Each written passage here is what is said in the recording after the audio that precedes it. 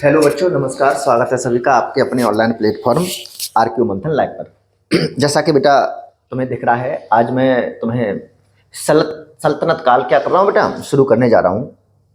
क्या करने जा रहा हूँ बेटा? सल्तनत काल शुरू करने जा रहा हूँ। और इसको बेटा काफ़ी बड़ा ये टॉपिक है, लेकिन हम इसे बड़ा आसानी से, ये मान लो कि आज हम 50% सल्तनत काल कर लेंगे, और ज़्यादा नहीं, आधा घंटे में। केवल कितने में? आधा घंटे में। केवल तुम देखते जाना, सुनते जाना, और मैं इसको इस तरह से कवर करूंगा बेटा का फैक्ट कहानी के रूप में हम याद कर लें। कैसे याद कर लें? कहानी के रूप में। और बेटा जो भी एग्जाम तुम्हारा आने वाला है, चाहे यूपी पुलिस का हो, चाहे यूपी पीएससी का हो, आरओ का भी हो सकता है दोबारा एग्जाम हो, और 17 तारीख को किसका है बेटा? यूपी पीएससी का एग्जाम है। तुम्हें बहुत यहाँ से जो है क्वेश्चन देखने को मिलेंगे। ठीक है, चलो तो हम शुरू करते हैं अपना सेशन। ठीक है,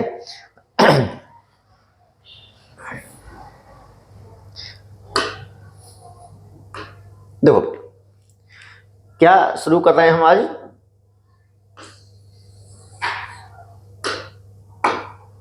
सल्तनत काल।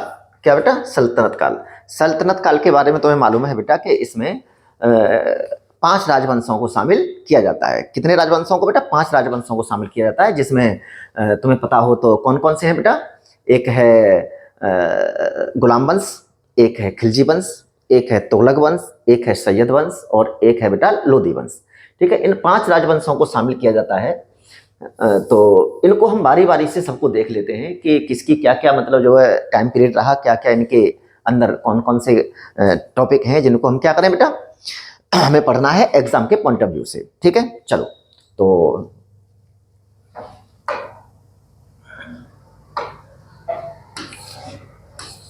सबसे पहले हम बात करते हैं बेटा सल्तनत काल का टाइम पीरियड क्या है।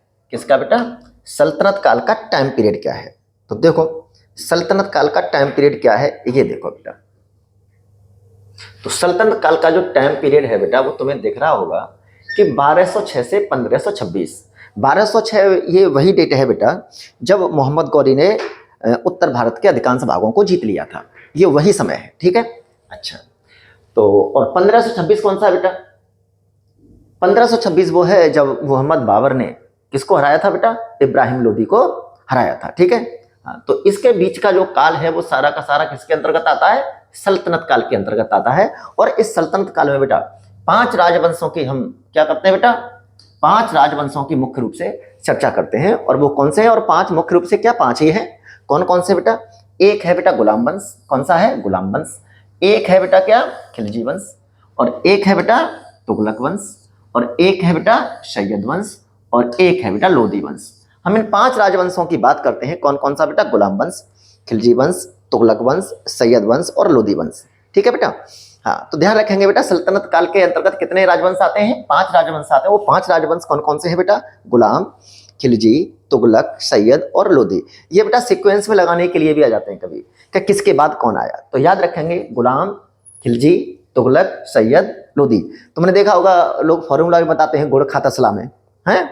हाँ, तो कोई नहीं, इसको 2-4 बार देखोगे ये हमेशा याद हो जाएंगे।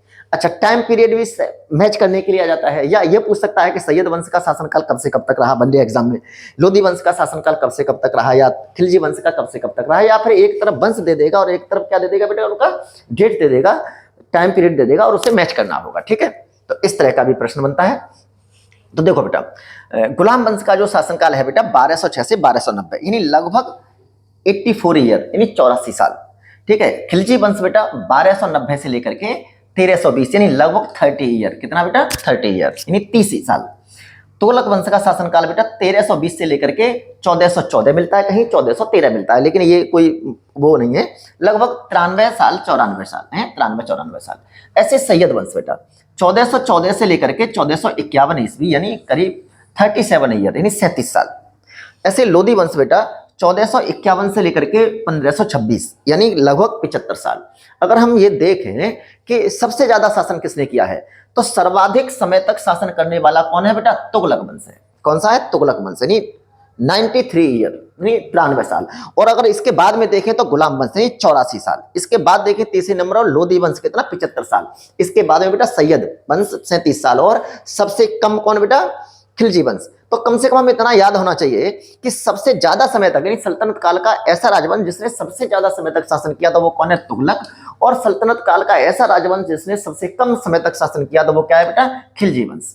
याद रखेंगे कौन सा है खिलजी वंश। ठीक है हाँ, तो ये बड़े महत्वपूर्ण प्रश्न बनेंगे यहाँ से कि सबसे अधिक समय तक शासन करने वाला राजवंश कौन सा है, सबसे कम समय तक शासन करने वाला राजवंश कौन सा है, या सल्तनत काल के अंतर्गत कितने राजवंश आते हैं। ठीक है, उनका सीक्वेंस क्या है, कैसे भी बना सकता है। अगर तुमने इन चीजों को क्या कर लिया बेटा तैयार कर लिया तो तुम्हारा क्वेश्चन हर तरह से बन जाएगा। ठीक है बेटा, हर तरह से तुम्हारा क्वेश्चन बन जाएगा। ठीक है, चलो तो मैंने यहाँ मेंशन कर दिया है बेटा ये कि अर्थात सल्तनत काल में तुगलक वंश ने सर्वाधिक समय तक लगभग 93 साल और खिलजी वंश ने सबसे कम समय तक कितना बेटा 30 साल शासन किया। अगर इसे हम समय के हिसाब से देखें बेटा तो तुगलक वंश कितना बेटा, तुगलक वंश ने कितना 93 साल और इससे कम गुलाम वंश ने कितना बेटा 84 साल, लोधी वंश ने कितना बेटा 75 साल और सैयद वंश ने कितना बेटा 37 साल और खिलजी वंश ने कितना बेटा 30 साल तक क्या किया शासन किया। ठीक है हाँ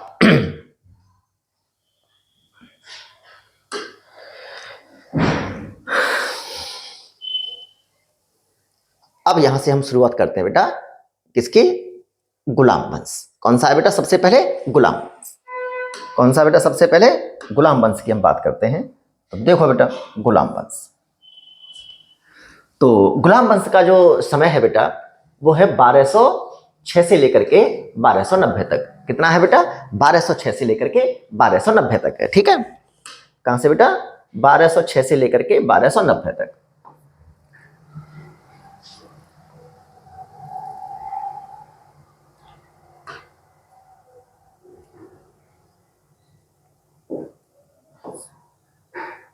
ठीक है बेटा हाँ तो देखो 1206 से कितना बेटा 1290, 1206 से 1290 अभी देख लिया हमने कितना है इसका शासनकाल 84 साल है। और इसमें कुल 11 क्या बेटा कुल 11 शासक हुए कुतुबुद्दीन ऐबक से लेकर के क्यूमर्स तक है। क्यूमर्स कौन सा क्यूमर्स, वही जो बलबन का राजवंश से था, बलबन के राजवंश से था। तो कितने बेटा कुल 11 शासक हुए और संस्थापक कौन है बेटा इस गुलाम वंश का, कुतुबुद्दीन ऐबक। कौन है बेटा कुतुबुद्दीन ऐबक। तो बेटा गुलाम वंश का संस्थापक कौन है कुतुबुद्दीन ऐबक है। ठीक है, और इसका प्रथम शासक कौन, वही कुतुबुद्दीन ऐबक ही, और इसका अंतिम शासक कौन है बेटा क्यूमर्स है। किसका बेटा गुलाम वंश का। ठीक है, तो टोटल गुलाम वंश 84 साल तक रहा, 1206 से लेकर के 1290 तक। ठीक है, और संस्थापक कुतुबुद्दीन ऐबक है। ठीक है, और पहला शासक मानेंगे कुतुबुद्दीन ऐबक और अंतिम क्या होगा क्यूमर्स होगा। ठीक है, 84 साल और कुल 11 शासक हुए। अगर ये कहा जाएगा गुलाम वंश में कुल कितने शासक हुए तो कितने सुल्तान हुए, वो शासक हुए बेटा 11 शासक हुए, 11 राजा हुए। ठीक है, तो चलो ये जो बेसिक बात थी अब हम इसको आगे देखते हैं बेटा। ठीक है, इसको आगे देखते हैं।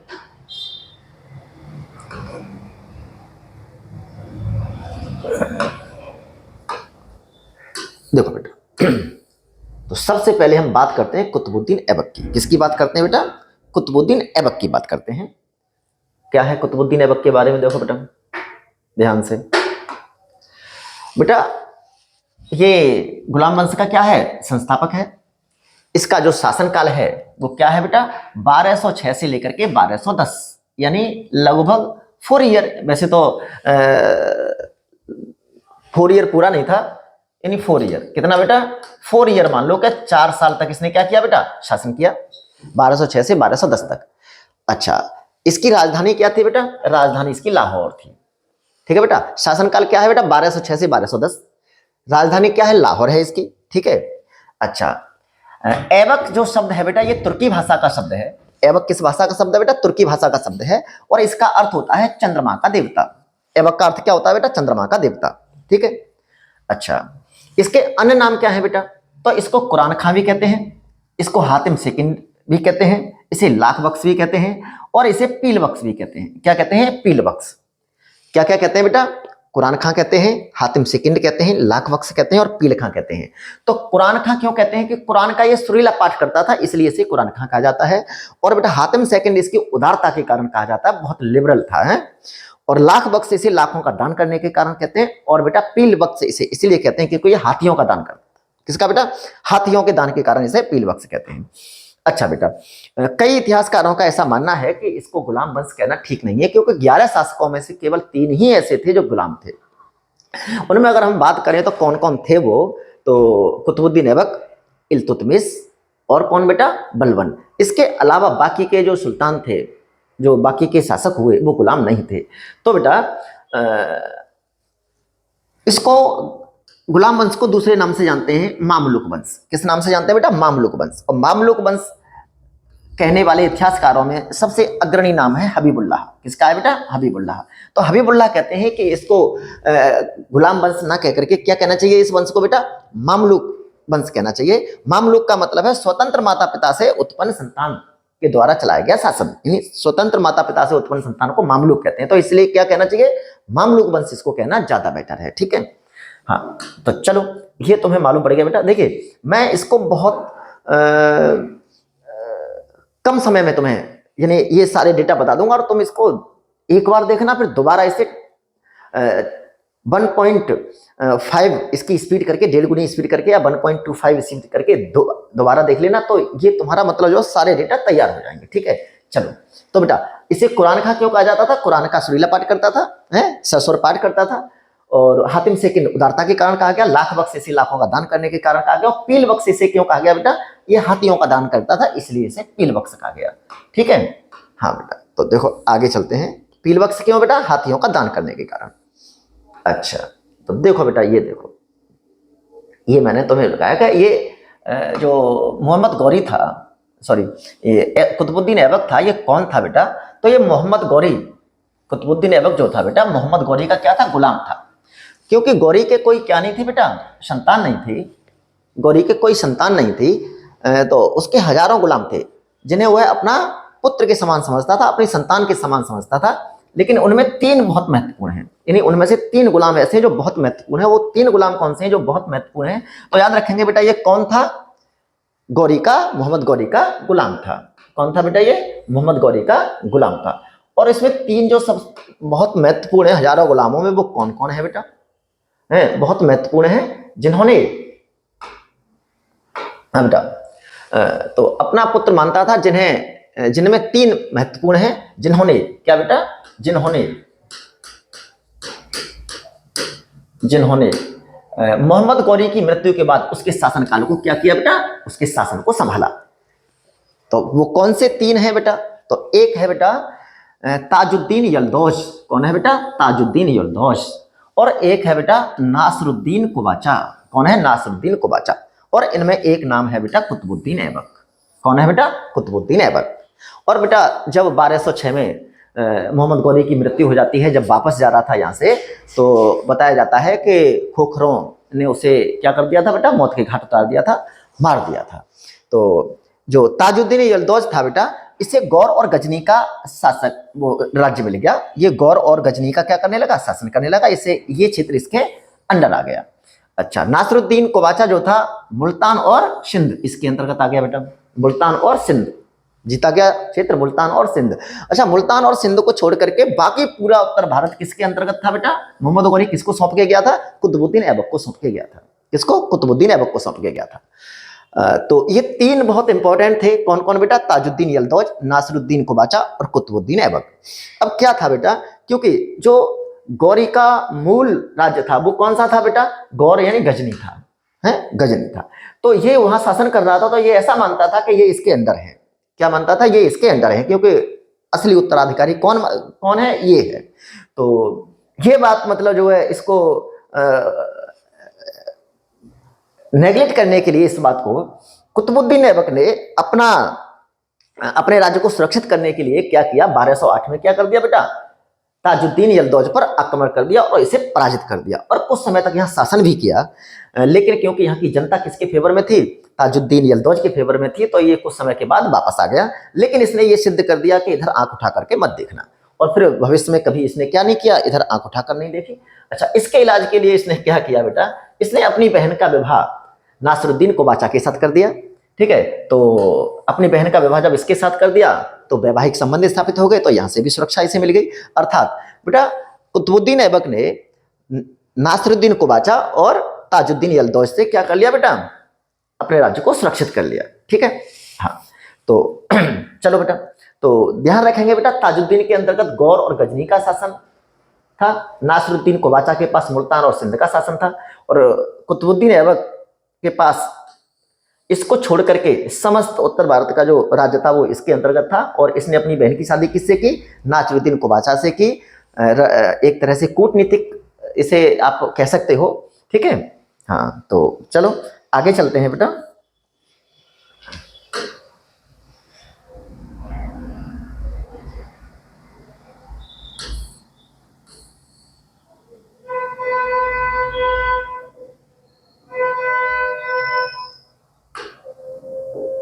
हाँ बेटा,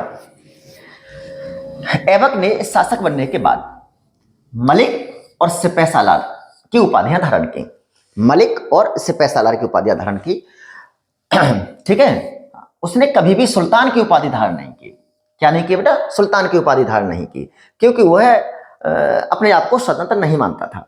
वो मोहम्मद गौरी का प्रतिनिधि अपने आप को हमेशा मानता रहा, क्योंकि सुल्तान जो होता है बेटा वो किसी का गुलाम नहीं होता। और ये क्या बेटा, गुलाम था, इसलिए इसने किसकी बेटा, मलिक और सिपह सालार की उपाधि धारण की, लेकिन इसने कभी भी सुल्तान की उपाधि धारण नहीं की, क्योंकि वह मोहम्मद गौरी का वफादार गुलाम था। कैसा था बेटा, वफादार। और नहीं, उसकी मृत्यु के बाद भी उसके अंदर वो चीजें हैं कि उसने मतलब जो है ये नहीं क्या, लोग बाग तो जिंदे पर ही क्या कर देते हैं, विद्रोह कर देते हैं। और न केवल विद्रोह कर देते हैं, कोई बाप को मार देता है, कोई बेटे को मार देता है, कोई दामाद को मार देता है, तो मैं यहाँ भी सुनने को मिलेगा। तो उसके बाद भी ये इतना वफादार था बेटा, और स्वयं गौरी का प्रतिनिधि मानकर बेटा, है गौरी के उस राज्य को राज्य मानकर और खुद को उसका प्रतिनिधि मानकर इसने क्या किया बेटा, शासन किया। ठीक है, हाँ। तो दिख रहा है तुम्हें, उदार था ये। वैसे भी लाख बख्श है हातिम सेकंड। ठीक है, हाँ, चलो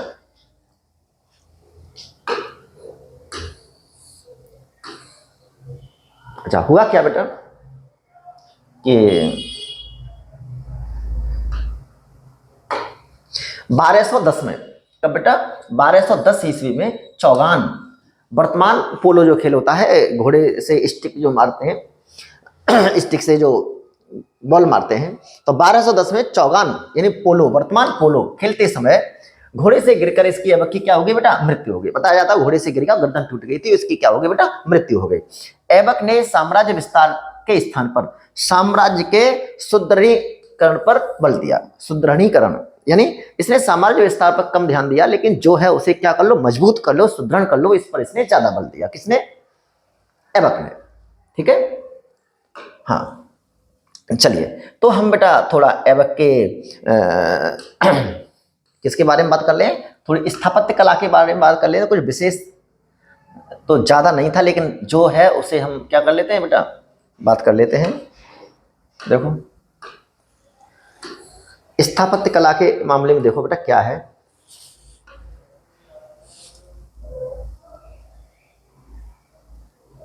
देखो ध्यान से, स्थापत्य कला के विषय में अगर हम देखें, स्थापत्य कला के मामले में देखें तो बेटा कुतुब मीनार का निर्माण कार्य इसने शुरू किया, लेकिन इसने उसे पूरा नहीं बन पाया, केवल एक मंजिल ही बनवा पाई थी। और ये कहां पर बेटा, कुतुब मीनार दिल्ली में। ठीक है, और उद्देश्य क्या था बेटा, अजान के उद्देश्य से इसका निर्माण किया गया था। किससे बेटा, अजान के उद्देश्य से इसका निर्माण किया गया था।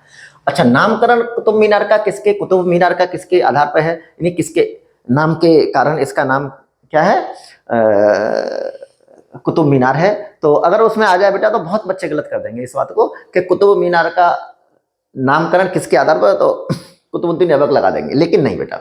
सूफी संत कौन बेटा, कुतुबुद्दीन बख्तियार काकी, सूफी संत कुतुबुद्दीन बख्तियार काकी। ठीक है, उनके नाम पर इसका नामकरण हुआ है कुतुब मीनार का। ठीक है, इसके अलावा बेटा कुब्बत उल इस्लाम मस्जिद थी एक, कहाँ, इसका निर्माण दिल्ली में कराया। इस्लामी शैली में बनी भारत की पहली मस्जिद, बहुत इंपॉर्टेंट है बेटा कि कुब्बत उल इस्लाम इस्लामी शैली में बनी भारत की पहली मस्जिद थी बेटा। कहां पर? दिल्ली में। कहां पर? दिल्ली में। इसके अलावा बेटा 2.5 दिन का झोपड़ा कहाँ है? अजमेर में। कहां पर है बेटा? अजमेर में। इसके निर्माण को लेकर के विवाद है कि कुछ लोग कहते हैं कि यहाँ 2.5 दिन का मेला लगता था, इसलिए कुछ लोग कहते हैं कि इसका निर्माण 2.5 दिन में यानी 2.5 दिन में हुआ था, इसलिए कहते हैं। जो भी हो, लेकिन 2.5 दिन का झोंपड़ा कहां पर है बेटा? अजमेर में है। इसकी दीवार पर बेटा विग्रहराज चतुर्थ के नाटक हरिकेन की कुछ पंक्तियां होने के कारण माना जाता है कि यहाँ एक हिंदू स्मारक था बेटा। क्या था बेटा? हिंदू स्मारक था, और उसे ध्वस्त करके, स्मारक और माना जाता है कि स्कूल था, उसे ध्वस्त करके उसके स्थान पर बेटा ये क्या बनाया गया था बेटा? 2.5 दिन का झोंपड़ा बनाया गया था। ठीक है, तो थोड़ा बेटा हम किसके बारे में देख लेते हैं, कुतुब मीनार के बारे में कुछ विशेष देख लेते हैं। और क्या है वो विशेष? देखो बेटा, कुतुब मीनार के बारे में देखो बेटा। किसके बारे में देखें? कुतुब मीनार के बारे में देखो। देखो बेटा, किसके बारे में देख रहे हैं बेटा? कुतुब मीनार। तो देखो, कुतुब मीनार से 4 शासकों का नाम जुड़ा हुआ है। कितने शासकों का? 4 शासकों का। अगर ये कहा जाए कि कुतुब मीनार को इसकी शुरुआत किसने की थी, इसे निर्माण कार्य किसने आरंभ किया था, तो कुतुबुद्दीन ऐबक ने किया था। लेकिन इसे पूरा किसने किया था, अगर ये बात आए तो इल्तुतमिश ने पूरा किया था। अच्छा, फिर क्या हुआ कि इसकी जो है ये एक बार बिजली से क्या हो गया बेटा, इसकी चौथी मंजिल जो थी, 4 मंजिला बनवाई थी उसने 225 फीट की, तो उसकी क्या हुआ था बेटा कि चौथी मंजिल बिजली गिरने के कारण क्या हो गई थी? क्षतिग्रस्त हो गई थी। तो उसके बाद किसने बेटा? फिरोज तुगलक ने। किसने बेटा? फिरोज तुगलक ने उसका निर्माण, वो मरम्मत करवाई, और न केवल मरम्मत करवाई, 5वीं मंजिल भी 9 फीट और बढ़ा करके 5वीं मंजिल का भी निर्माण कराया। तो ये 5 मंजिला हो गया। और उसके बाद में फिर बेटा कालांतर में फिर ये क्या हुई? क्षतिग्रस्त हुई। तो लोदी वंश के शासक कौन बेटा? सिकंदर लोदी ने भी इसका निर्माण कराया। तो इन 4 शासकों के नाम इससे जुड़े हुए हैं। तो देखो कुतुब मीनार के बारे में बेटा कि ऐबक ने निर्माण कार्य शुरू किया, केवल 1 मंजिल का निर्माण हुआ, उसे पूरा करने का श्रेय इल्तुतमिश को है। उसने 4 मंजिल और कितना बेटा 225 फीट कुतुब मीनार बनवाई। फिरोज तुगलक के समय बिजली गिरने के कारण चौथी मंजिल क्षतिग्रस्त हो गई थी, जिसके कारण फिरोज तुगलक ने 9 फीट ऊंचाई बढ़ाकर, यानी कितनी कर दी बेटा? 234 फीट कर दी। 2 मंजिल और निर्माण करके उसे 5 मंजिला कर दिया। क्या कर दिया बेटा? 5 मंजिला कर दिया। पुनः 5वीं मंजिल क्षतिग्रस्त होने पर उसका निर्माण सिकंदर लोदी ने कराया था। किसने कराया था बेटा? सिकंदर लोदी ने कराया था। तो तुम्हें मतलब कुतुब मीनार के बारे में इतना और याद रखना है। ठीक है, चलो ठीक है, तो फिर हम आगे चलते हैं। ठीक है बेटा, देखिए मैं जल्दी जल्दी इसलिए करा रहा हूं बेटा कि तुम कम से कम 2 बार इसको देख लो। ठीक है, 2 बार कम से कम देख लो, तो डेटा तुम्हें क्या हो जाए बेटा? याद हो जाएंगे। क्या हो जाएंगे? डेटा याद हो जाएंगे। ठीक है, हाँ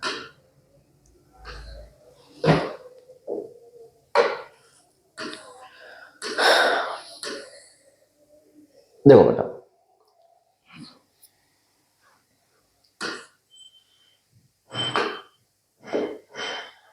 ऐबक यानी कुतुबुद्दीन ऐबक द्वारा संरक्षण दिए गए विद्वान, यानी इसने अपने दरबार में किस किस विद्वान को संरक्षण दिया? इसने यानी विद्वानों को भी संरक्षण दिया। तो कौन थे बेटा?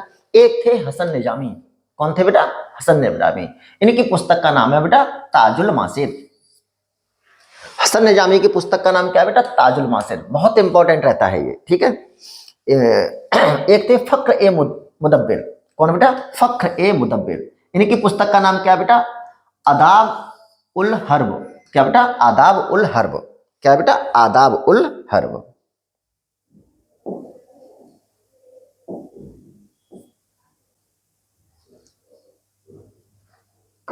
आदाब उल हर्ब। ठीक है, याद रखेंगे बेटा, क्या है? आदाब उल हर्ब। क्या है बेटा? ये इनकी पुस्तक का नाम है, आदाब उल हर्ब। याद रखेंगे बेटा। इनके दरबार में जो संरक्षण इन्होंने जिन विद्वानों को दिया था उनमें कौन थे? एक हसन निजामी थे। उनकी पुस्तक का नाम क्या है बेटा? ताजुल मासिर है। और फख्र ए मुदब्बिर, इनकी पुस्तक का नाम क्या है? आदाब उल हर्ब। ठीक है, चलिए और जो इंपॉर्टेंट पॉइंट हैं इनके बारे में उन्हें भी देख लेते हैं। वो कौन कौन से हैं ये देखो बेटा, थोड़ा सा रह गया है। ठीक है, तो ध्यान करो बेटा। देखो बेटा, प्राचीन नालंदा विश्वविद्यालय कहां पर है बेटा? वर्तमान बिहार में है। सॉरी। प्राचीन नालंदा विश्वविद्यालय को ध्वस्त करने वाला बख्तियार खिलजी, कौन बेटा? बख्तियार खिलजी ऐबक का ही सहायक सेना नायक था। कौन था बेटा? ऐबक का ही सहायक सेना नायक था। कौन? बख्तियार खिलजी। इसीलिए तो बेटा ध्वस्त किया था प्राचीन नालंदा विश्वविद्यालय का जो, ठीक है। ऐबक का उत्तराधिकारी आराम शाह। ऐबक का 1210 में इसकी मृत्यु हो गई थी, पोलो खेलते समय गिर गया था घोड़े से। तो इसका उत्तराधिकारी कौन हुआ बेटा? आराम शाह हुआ। कौन हुआ? आराम शाह। विद्वानों में बेटा इसके रिश्ते को लेकर के मतभेद है। कुछ कहता है कि उनका तथाकथित पुत्र था और कुछ कहते हैं कि उसका भाई था। तो इसको लेकर विवाद है, लेकिन जो भी हो, ये क्या था बेटा? उसका उत्तराधिकारी था। उसके बाद में ये शासक बना है, जिसने सिर्फ 8 महीने तक क्या बेटा? शासन किया है। आराम शाह नाम के अनुसार इसका गुण था, तो नाम के अनुसार गुण होने के कारण अयोग्य सिद्ध हुआ और इल्तुतमिश द्वारा पराजित हुआ और मारा गया। अच्छा बेटा, यहां से बड़ा अच्छा क्वेश्चन एक बन सकता है कि ये जो आराम शाह था, इल्तुतमिश के द्वारा किस युद्ध में पराजित हुआ? तो ध्यान रखेंगे बेटा कि ये जो आराम शाह है, ये इल्तुतमिश के द्वारा बेटा है 1210 ईस्वी में। कब? जूद के युद्ध में। किसमें बेटा? ये याद रखना, किसके युद्ध में बेटा? जूद के युद्ध में। 1210 ईस्वी में। किसमें बेटा? 1210 ईस्वी में जूद के युद्ध में क्या हुआ बेटा? ये आराम शाह पराजित हुआ और मारा गया। किसके हाथों? इल्तुतमिश के हाथों। ठीक है, हाँ। आगे देखते हैं बेटा हम। अब बात आती है बेटा किसकी? इल्तुतमिश की। तो आराम शाह ने केवल 8 महीने शासन किया। कई जगह मैंने देखा है 6 महीने भी लिखा है। और कोई नहीं, इस बात का कोई मतलब वो नहीं है कि इस पर हमें, ठीक है, हाँ, ज्यादा बहस का मुद्दा नहीं है। इल्तुतमिश इसका शासनकाल जो है बेटा वो क्या है? इल्तुतमिश का जो शासनकाल है बेटा 1211 से 1236 ईस्वी। 1211 से 1236 ईस्वी। कई जगह 1210 मिलता है, लेकिन सही जो है वो क्या है बेटा? 1211 से 1211 ईस्वी से लेकर के 1236 ईस्वी। ये ऐबक का गुलाम एवं दामाद था। इल्तुतमिश कौन था बेटा? ऐबक का गुलाम था और दामाद भी था। तो ऐबक का गुलाम एवं दामाद था। ऐबक की मृत्यु के समय बदायूं का इक्तादार या सूबेदार था बेटा। ये क्या था? इक्तादार या सूबेदार था। वह तुर्किस्तान का इलवरी तुर्क था। कौन बेटा? ये इल्तुतमिश जो था वो तुर्किस्तान का क्या था बेटा? इलवरी तुर्क था। ये इसके वंश का वो है। ठीक है, हाँ। इसने 2 महत्वपूर्ण बेटा, इसके 2 महत्वपूर्ण कार्य जो थे वो देखो कौन कौन से हैं उस समय के, ध्यान से देखना।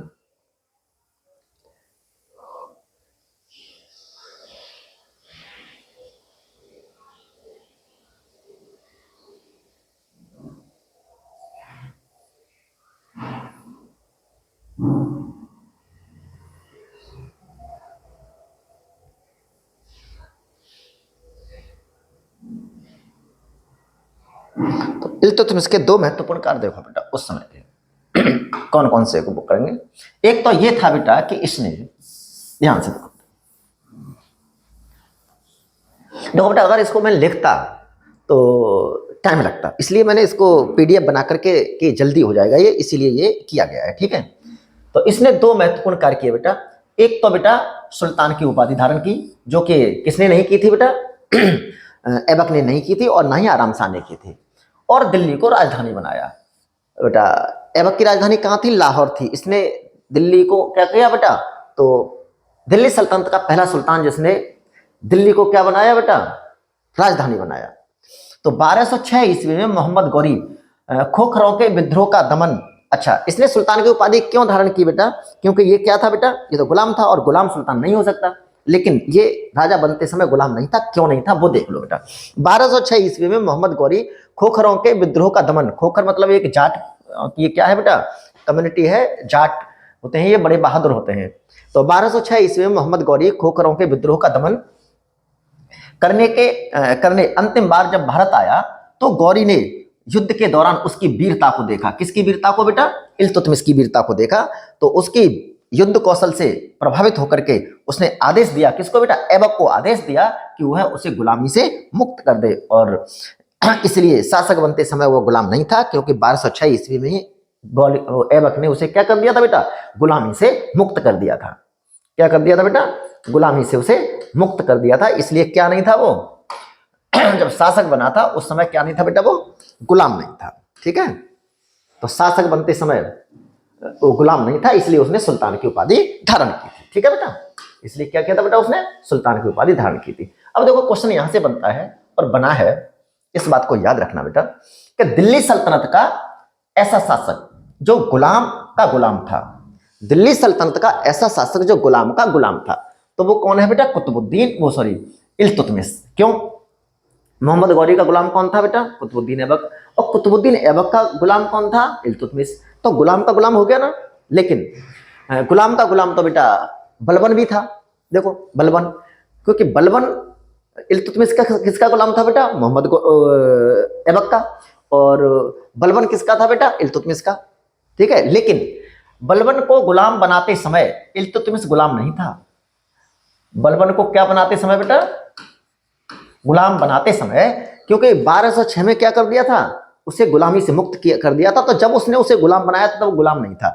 लेकिन ऐबक ने जब इल्तुतमिश को अपना गुलाम बनाया था तो वो भी गुलाम था किसका, तो उस समय बनाते समय गुलाम था वो, तो इसलिए गुलाम का गुलाम अगर आए तो हम इल्तुतमिश लगाएंगे, बलबन नहीं लगाएंगे। ठीक है, ध्यान रहेगा कि नहीं।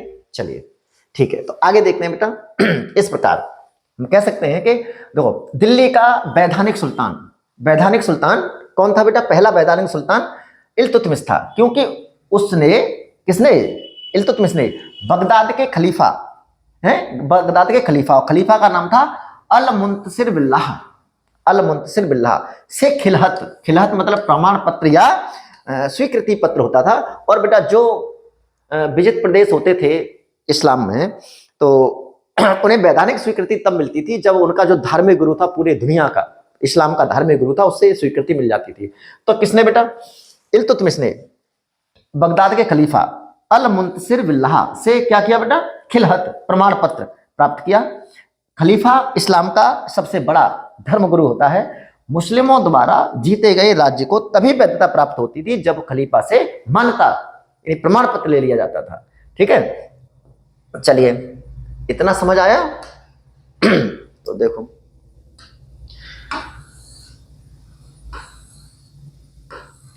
ध्यान से देखना बेटा, ये बड़ा अच्छा पॉइंट है और तुम्हारे लिए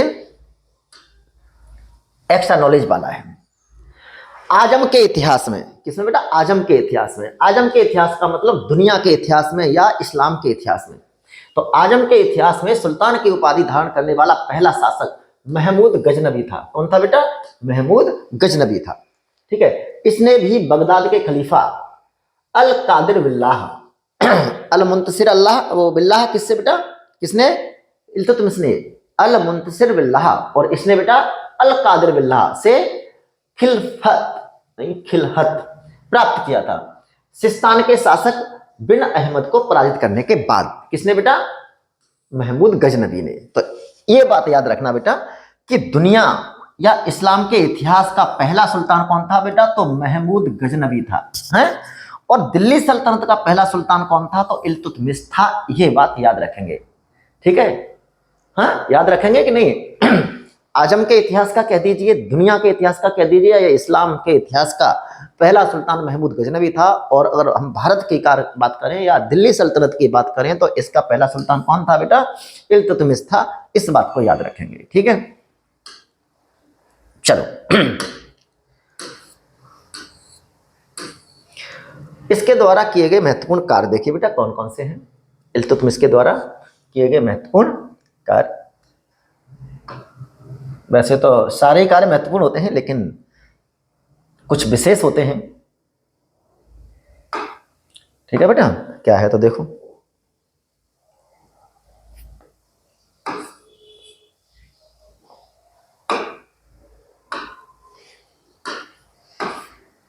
देखो बेटा, इसने स्थायी सेना का गठन किया बेटा, उससे पहले स्थायी सेना नहीं हुआ करती थी।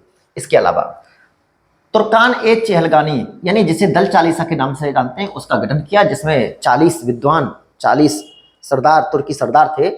ये 40 तुर्की सरदारों का क्या था बेटा, 40 तुर्की गुलामों का, 40 तुर्की सरदारों का क्या था बेटा, समूह था। और इसने बेटा एक काम क्या किया, मुद्रा प्रणाली शुरू की थी, मुद्रा है इसके अंतर्गत शुद्ध अरबी सिक्के, क्या बेटा, शुद्ध अरबी सिक्के जारी किए गए। और इसमें शुद्ध अरबी सिक्कों में एक था चांदी का टंका और एक था तांबे का जीतल। तो याद रखेंगे बेटा कि चांदी का टंका और तांबे का जीतल प्रारंभ करने का जो श्रेय है, प्रचलन में लाने का जो श्रेय है, वो इल्तुतमिश को ही जाता है। ध्यान रखेंगे क्या बेटा कि इसने शुद्ध अरबी सिक्के जारी किए और जिसके अंतर्गत चांदी का टंका और तांबे का जीतल है, इसको प्रचलित करने का श्रेय किसको जाता है, तो ये इल्तुतमिश को ही जाता है। अच्छा, इसके साथ एक चीज और देख लो बेटा, क्योंकि ये क्वेश्चन यहां से बनेगा तो बहुत बच्चे गलती करेंगे, और वो क्या है, वो ये है बेटा, देखो ध्यान से,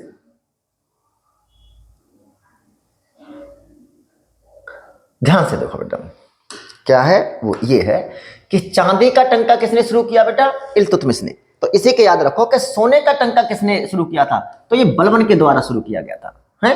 और तांबे का टंका किसके द्वारा किया गया, तो सिकंदर लोदी के द्वारा किया गया। तो चांदी का टंका इल्तुतमिश के द्वारा, सोने का टंका बलबन के द्वारा, तांबे का टंका सिकंदर लोदी के द्वारा। तो किसके द्वारा बेटा, इल्तुतमिश के द्वारा चांदी का टंका और तांबे का जीतल, इसे प्रारंभ करने का श्रेय किसे जाता है बेटा, इल्तुतमिश को जाता है। तो सोने का टंका बलबन और तांबे का टंका सिकंदर लोदी, ये भी याद रखना साथ में, ठीक है। अच्छा, तो ये काम किए थे। इसके अलावा बेटा इसने एकता व्यवस्था को क्या किया, एकता व्यवस्था को व्यवस्थित किया। हालांकि एकता व्यवस्था बेटा गौरी के समय में ही शुरू हो गई थी। अगर गौरी के समय में शुरू नहीं हुई होती तो ये इल्तुतमिश कहाँ का, बदायूं का सूबेदार कैसे होता, वहां का इक्तादार कैसे होता, ठीक है। तो एकता व्यवस्था शुरू तो किसके समय में हो गई थी बेटा, प्रारंभ तो इसका गौरी के समय में हो गया था, गौरी ने कर दिया था, लेकिन व्यवस्थित रूप उसे किसने दिया बेटा, व्यवस्थित उसे किसने किया, तो ये इल्तुतमिश ने किया। किसने किया बेटा, इल्तुतमिश ने किया। तो याद रखेंगे इस बात को, रखेंगे कि नहीं, हाँ, मैं बहुत जल्दी जल्दी करा रहा हूं बेटा, और इसको क्या करना है, तुम्हें 2 बार देखना है वीडियो को, कम से कम तैयार हो जाएगा। आगे देखो बेटा, हाँ, इल्तुतमिश ने सर्वप्रथम दिल्ली के अमीरों का क्या किया बेटा, दमन किया था इसने। अगर हम स्थापत्य के बारे में देखें बेटा, क्या देखें, स्थापत्य कला के बारे में देख लो इसके में, तो क्या है बेटा, स्थापत्य के बारे में है, स्थापत्य देखो क्या है। भारत में मकबरा शैली का जन्मदाता किसका बेटा, भारत में मकबरा शैली का जन्मदाता इल्तुतमिश को माना जाता है। तो बहुत इंपॉर्टेंट हो गया कि नहीं, भारत में मकबरा शैली का जन्मदाता किसे माना जाता है, तो क्या बताएंगे बेटा, इल्तुतमिश को माना जाता है। अच्छा, भारत का पहला मकबरा सुल्तानगढ़ी का मकबरा, कौन सा बेटा, सुल्तानगढ़ी का मकबरा किसके समय में बना था, इल्तुतमिश के समय में बनाया था, इल्तुतमिश ने ही बनवाया था। इसमें दफनाया किसको गया था बेटा, तो इसमें इल्तुतमिश के बड़े पुत्र नासरुद्दीन महमूद, ये नासरुद्दीन महमूद वो नहीं है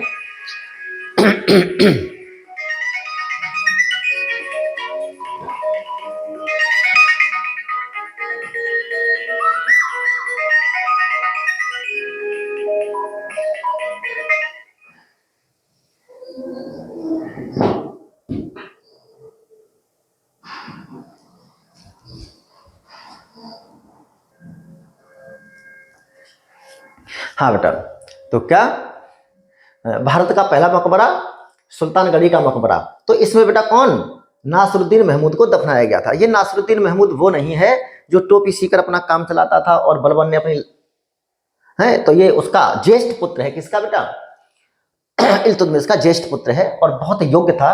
और इसकी क्या हो गई बेटा, मृत्यु हो गई थी।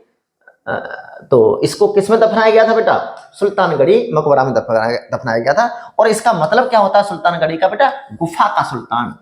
सुल्तानगढ़ी का मकबरा मतलब, इसका मतलब क्या होता है, सुल्तानगढ़ी गुफा का सुल्तान। ये कहां पर है बेटा, तो कुतुब मीनार से 3 मील की दूरी पर है, मलकापुर, मेहरौली, सुना है ना, दिल्ली में है, मेहरौली नामक स्थान पर है। कौन, यही जो मकबरा बना था नासरुद्दीन महमूद का, सुल्तानगढ़ी जो स्थान है, ठीक है। चलिए तो आगे देखते हैं बेटा हम,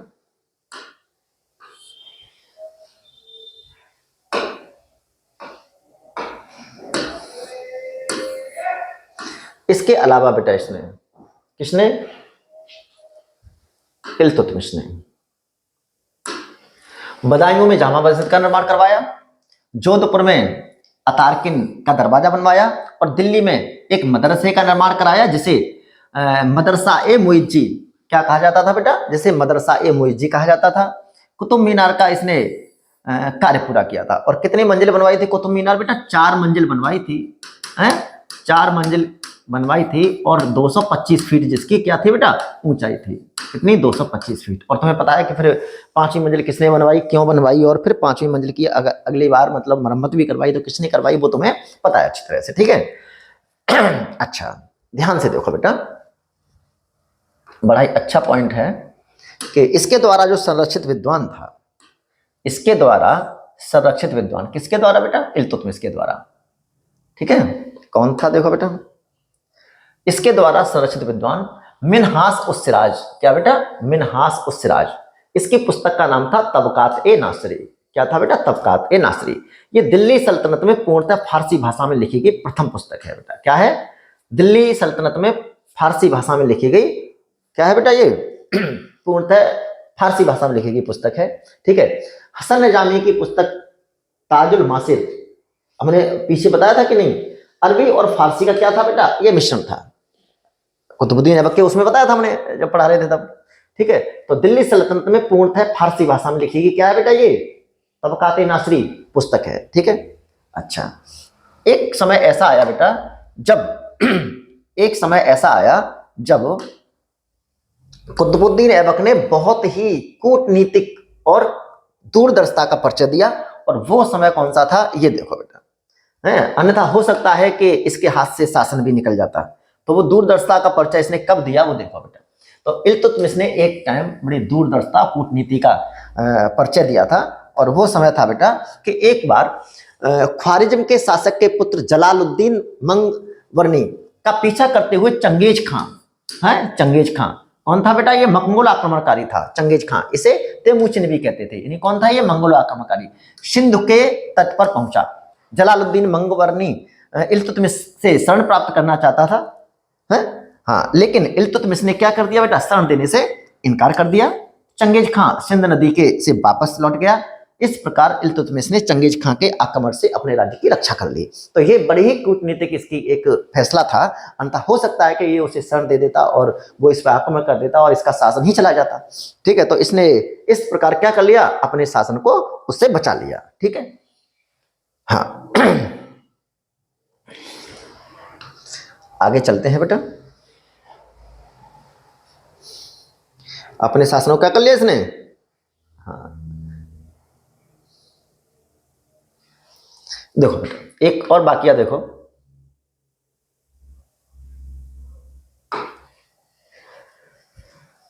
बारह सौ 33 में इसने क्या किया बेटा, ग्वालियर अभियान किया। और ग्वालियर के शासक मंगलदेव को क्या किया, इसने पराजित किया। कब बेटा, 1233 में ग्वालियर अभियान के दौरान ग्वालियर के किस बेटा, शासक मंगलदेव को क्या किया, इसने पराजित किया। इस अभियान में विजय प्राप्त करने के पश्चात इल्तुतमिश ने अपनी पुत्री रजिया को अपना उत्तराधिकारी घोषित किया। ये बड़े साहस की बात थी बेटा, पुरुष प्रधान मानसिकता में ऐसी सोच रखना तो बड़े, ये टर्निंग पॉइंट था, है किसका, इतिहास का टर्निंग पॉइंट था। घोषित किया क्योंकि उसके बड़े एवं योग्य पुत्र नासिरुद्दीन महमूद की मृत्यु हो गई थी। अभी हमने बताया था बेटा कि जो जिसे उसमें दफनाया गया था सागरी है, तो मृत्यु हो गई थी। और अन्य पुत्रों की योग्यता को लेकर वो बेटा विश्वस्त नहीं था, उसे विश्वास नहीं था कि ये शासन को संभाल सकते हैं। तो उसकी पुत्री रजिया वास्तव में योग्य थी, तो उसने मतलब घोषणा कर दी इसी अभियान के दौरान कि उसका उत्तराधिकारी कौन होगा। किसने, इल्तुतमिश ने अपनी पुत्री को अपना उत्तराधिकारी क्या किया बेटा, नियुक्त किया था, ठीक है। चलिए तो आगे देखते हैं कि आगे क्या हुआ फिर।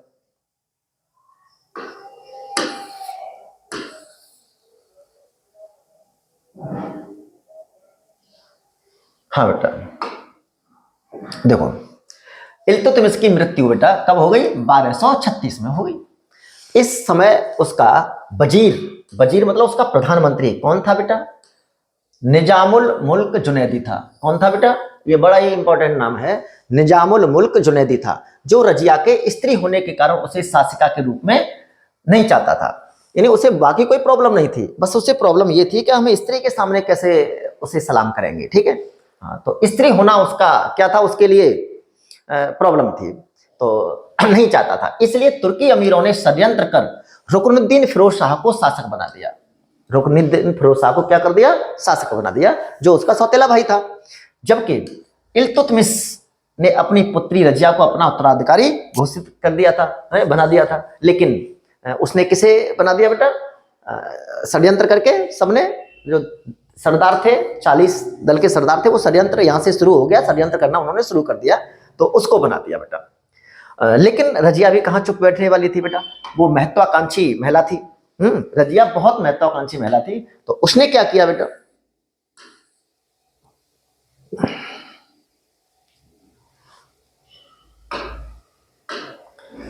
देखो रजिया क्या थी बेटा? रजिया महत्वाकांक्षी महिला थी। एक बार रुकनुद्दीन के युद्ध अभियान पर जाने के दौरान, जब रुकनुद्दीन कहां गया था? युद्ध अभियान के दौरान गया था, तो रजिया मौका पाकर लाल वस्त्र पहनकर बेटा, और उस समय लाल वस्त्र पहनना बेटा न्याय मांगने का प्रतीक होता था, तो लाल वस्त्र पहनकर क्या बेटा, जुमे की नमाज के दिन मतलब शुक्रवार के दिन, जुमे की नमाज के दिन दिल्ली की आम जनता के सामने गई और अपने साथ हुए अन्याय के लिए न्याय की मांग की। उसने कहा देखो हमारे साथ अन्याय हुआ है, क्योंकि हमारे पिता ने हमें उत्तराधिकारी घोषित किया था और राजा किसी को बना दिया, सुल्तान किसी को बना दिया। ठीक है। दूसरी ओर बेटा और क्या वो था कि जनता रुकनुद्दीन फिरोज शाह की मां शाह तुर्कान के अत्याचारों से परेशान थी, तो लोग बड़े परेशान थे उसके अत्याचारों से। जो शाह तुर्कान थी, रुकनुद्दीन की मां, वो पहले तो बताते हैं बड़े उदार प्रवृत्ति की महिला थी, लेकिन बाद में उसने अत्याचार करना शुरू कर दिया। जब उसका बेटा क्या बन गया? सुल्तान बन गया, तो उसने अत्याचार शुरू कर दिया, तो लोग उससे क्या थे? परेशान थे। ठीक है। तो क्या हुआ बेटा कि जनता ने विद्रोह कर दिया और महल पर आक्रमण कर दिया। शाह तुर्कान को बंदी बना लिया। किसको बेटा? जो सुल्तान था उसकी माँ को। ठीक है, बंदी बना लिया। रुकनुद्दीन फिरोज शाह की माँ को बंदी बना लिया, और रुकनुद्दीन के वापस आने पर उसे भी बंदी बना लिया गया और उसकी हत्या कर दी गई। परिणाम स्वरूप बेटा रजिया शासिका बन गई। तो रुकनुद्दीन फिरोज शाह की भी हत्या हो गई, उसकी माँ तुर्कान शाह की भी हत्या हो गई। ठीक है। तो इस तरह से क्या हुआ बेटा? शाह तुर्कान की भी हत्या हो गई और रुकनुद्दीन फिरोज शाह की भी हत्या हो गई। तो रजिया क्या बन गई बेटा? शासिका बन गई। कौन बन गई? रजिया शासिका बन गई। तो कूटनीति तो थी रजिया में, ऐसी बात नहीं है, लेकिन बेचारी क्या करती? जितना भी उसने शासन किया, उस शासन में हमेशा उसके साथ क्या होता रहा? हाँ, उसके साथ षड्यंत्र ही होते रहे। क्या होते रहे बेटा? षड्यंत्र होते रहे। तो रजिया सुल्तान, अब हम बात करते हैं बेटा कौन शासिका बन गई? रजिया सुल्तान। ठीक है। तो इसका कार्यकाल बेटा 3 वर्ष 6 माह 6 दिन, यानी लगभग मान लो 3.5 साल। वैसे सामान्यतः लोग कहते हैं कि 1236 से 1240 यानी 4 साल, लेकिन सही क्या है बेटा? 3.5 साल करीब इसने शासन किया, 1236 से 1240। ठीक है, 1236 से 1240, और 3.5 साल बेटा ऐसे षड्यंत्रों में, ऐसे लोगों के बीच शासन करना बेटा 30 साल के बराबर है। ठीक है। चलो, तो दिल्ली सल्तनत की पहली और अंतिम महिला शासिका थी। क्या थी बेटा? ये दिल्ली सल्तनत की पहली और अंतिम महिला शासिका थी। उपाधि क्या थी बेटा? उम्मदत उल निश्वा, और सिक्कों पर भी उत्कीर्ण है ये। ठीक है। तो उम्मदत उल निश्वा इसने उपाधि धारण की थी, जो उसके सिक्कों पर क्या है बेटा? उत्कीर्ण है। रजिया पर्दा त्याग कर, यानी स्त्रियों का क्या होता है बेटा? पर्दे में रहना वो होता है, लेकिन इसने क्या कर दिया बेटा? जब सुल्तान बन गई तो इसने पर्दा त्याग दिया। तो रजिया पर्दा त्याग कर पुरुषों के वस्त्र धारण करना शुरू कर दिया। इसके अंतर्गत इसने क्या क्या वो धारण करना शुरू किया था, ये देखो बेटा कि पुरुषों के वस्त्र इसने धारण करना शुरू कर दिया। तो इसमें इसने बेटा ध्यान से देखो, कबा या चोगा या कुर्ता कहते हैं इसको, यानी इसने कबा या चोगा या कुर्ता पहनना शुरू किया, और कुलाहा कोई पगड़ी कह दीजिए, टोपी कह दीजिए, ये पहनना इसने शुरू कर दिया, जो पुरुष पहनते थे। ठीक है। ये व्यवहार तुर्की अमीरों के लिए आंख की किरकिरी था, यानी उन्हें अच्छा नहीं लगता था कि कोई महिला उनके सामने इस तरह के वेशभूषा में और उन पर आदेश चलाए। ठीक है। हाँ, तो ये व्यवहार तुर्की अमीरों के लिए आंख की क्या था? किरकिरी था बेटा। ठीक है। हाँ, परिणाम स्वरूप रजिया के विरुद्ध क्या हुआ बेटा? षड्यंत्र होते रहे। रजिया के विरुद्ध क्या बेटा? षड्यंत्र होते रहे।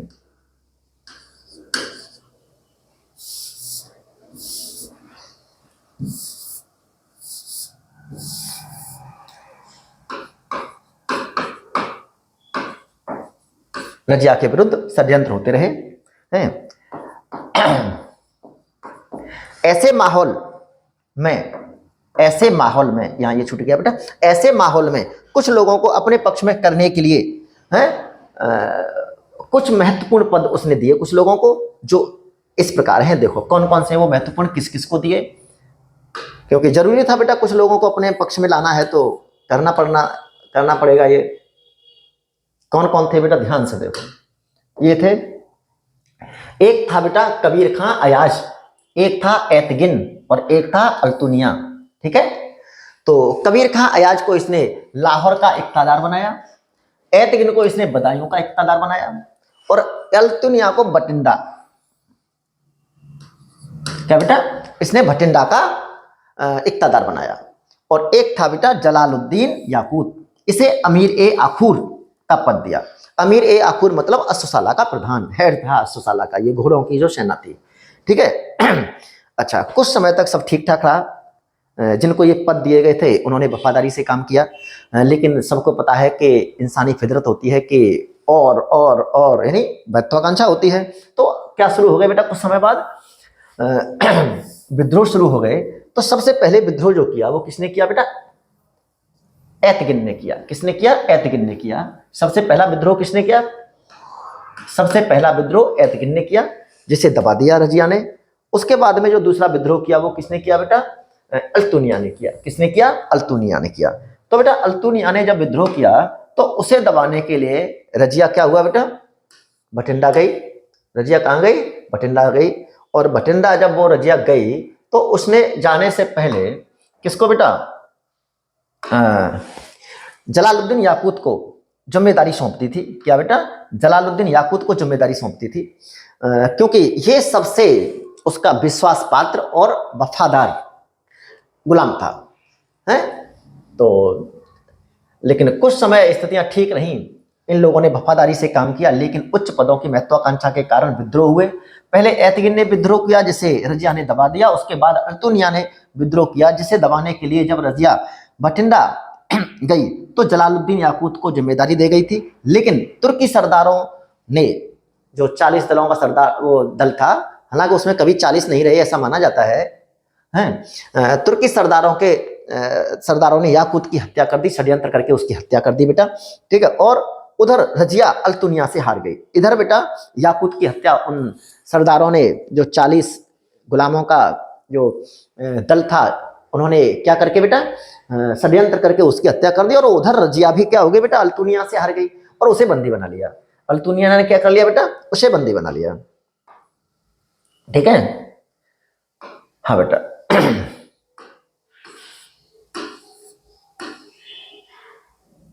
हार गई।